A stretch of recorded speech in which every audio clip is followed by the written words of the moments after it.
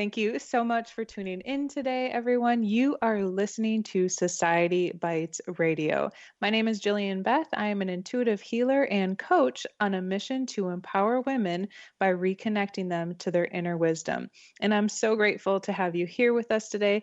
Really excited to have our guest, Gloria, who was on last week back. We had an amazing conversation on soul records, wisdom, purpose. If you missed it, you must go check that out. And she has a special offer. So stay tuned to the end so you can hear that. A little bit about Gloria. If you weren't on the last show, she has been in the healing arts profession for over 3 decades. She is also a former owner of a massage school and internationally recognized educator who was inducted into the Massage Hall of Fame in 2010. And when life took a sudden and shocking turn in her life at the peak of her career 21 years ago, she lost almost everything, including her spouse, to gain something more, her soul purpose path.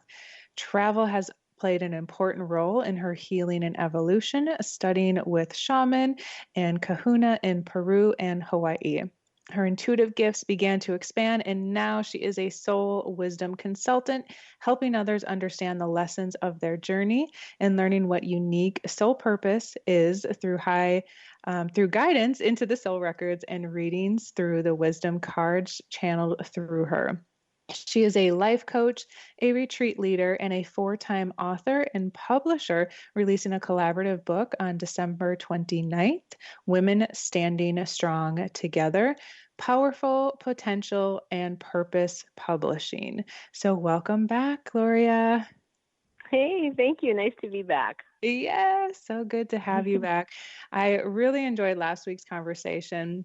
I'm excited to talk to you a little bit more on this show, just about being in business from the feminine perspective. And I think this is even more divine timing, of course, because you have an amazing book coming out, and we didn't have an opportunity to touch on it too much on the last show. So I'm wondering if you could just share a little bit about that, because it really is a collab of a lot of amazing, empowered feminine souls.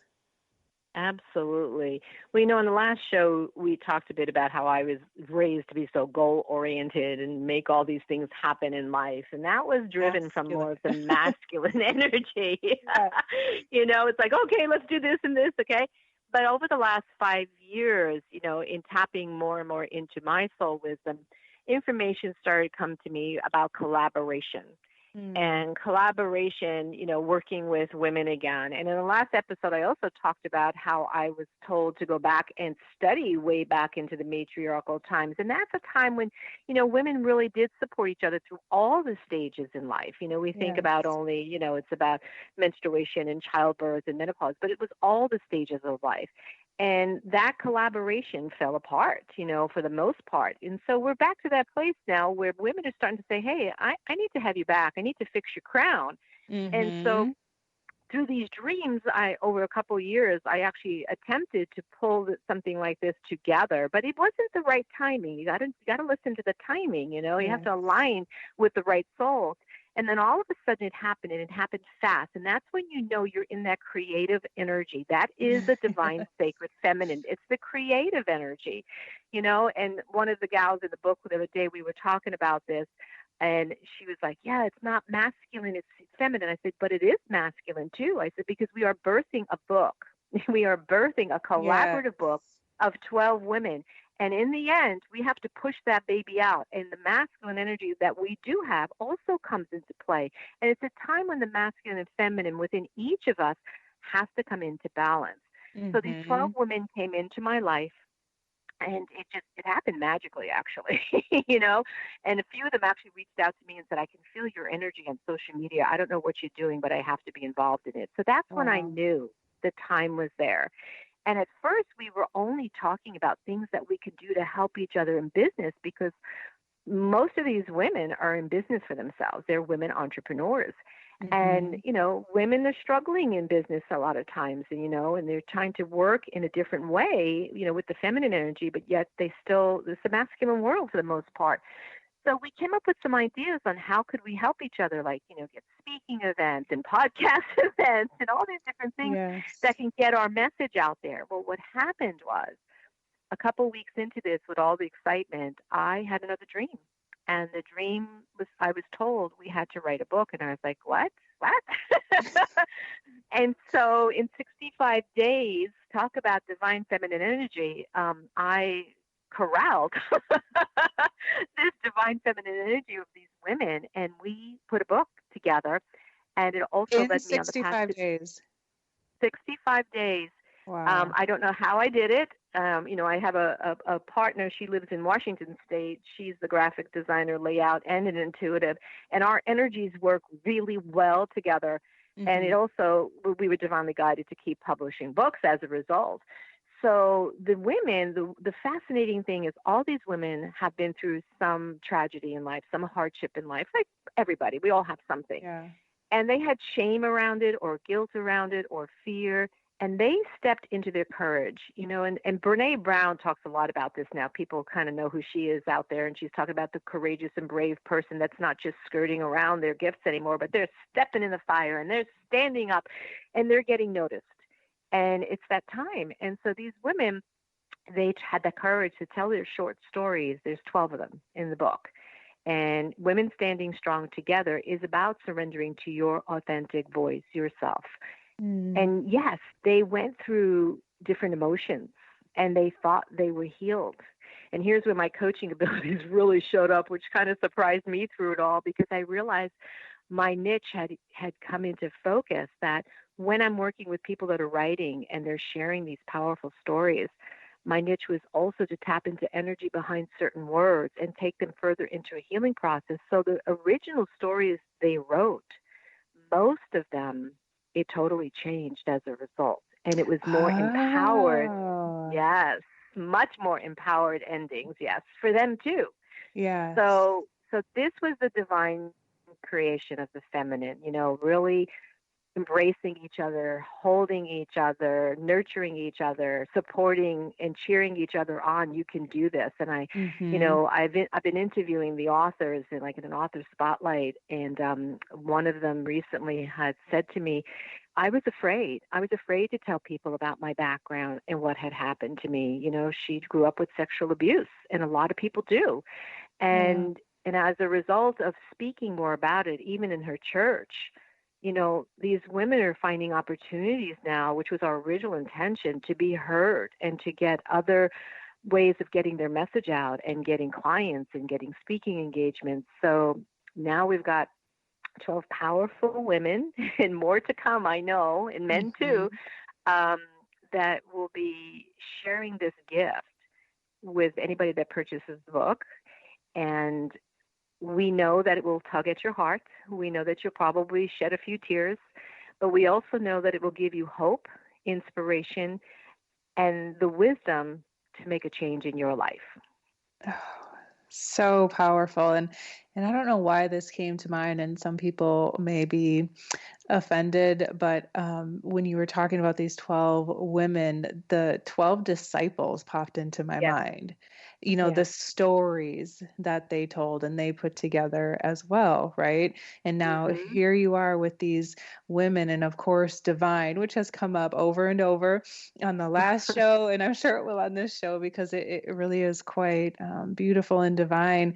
And I also think it's really important to know, and I love that you talked about the feminine and masculine, and it's definitely a lot that I've talked about on this show as well, and have studied. And while I am absolutely always about empowering the feminine, because we are in such a masculine dominated world in many senses, it's not about then putting down the masculine, and we can't have the balance without the masculine too. So it is always, you need both. You absolutely need both. The book, it's the yin and the yang. Yes, it's the yin and yang of life. It's the positive, the negative. It's the light, it's the dark. You can't have one without the other. Okay, so a few random questions I'm going to throw at you, if that's good. Okay. Or softly launch to you. Speaking of just energy behind the words seemed a little harsh. So, one thing I would love to find out from you is just looking back on all of the amazing and sometimes crazy things that you have gone through in your life. Is there anything you would, any advice you would give to yourself starting out on this journey? Definitely pay attention to the signs a lot earlier in life. Yeah. Definitely, I think that's a big one because the signs really were always there, including being a publisher and an author. Because when I went back and I did look at my life through this whole process, I realized at a very young age I was always writing. By the Mm. time I was in high school, I was winning awards for writing. I was taking all these extra classes for creative writing, journalism. I became the literary editor of our magazine. I won Oh my gosh. scholarships, so it was always Ding, ding, there, ding, ding. being a featured writer for, over 3 decades in so many magazines.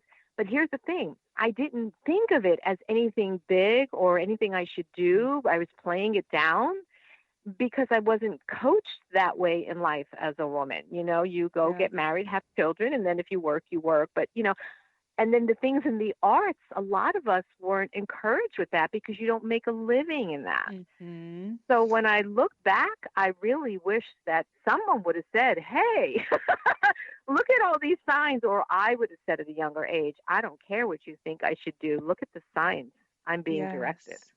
Yeah. I'm so glad you said that because in even from my own experience, and I know from a lot of different people that I talk to, because I work with a lot of starting entrepreneurs Mm. in different areas, so many individuals are waiting for this like aha or this thing to like hit them over the head, or what is this Exactly. I'm supposed to be doing with my life? Like it's some big audacious like thing that they're waiting to be shown to them, Mhm. whereas what I often say is like lean into the things that you enjoy or that you find yourself doing. Exactly.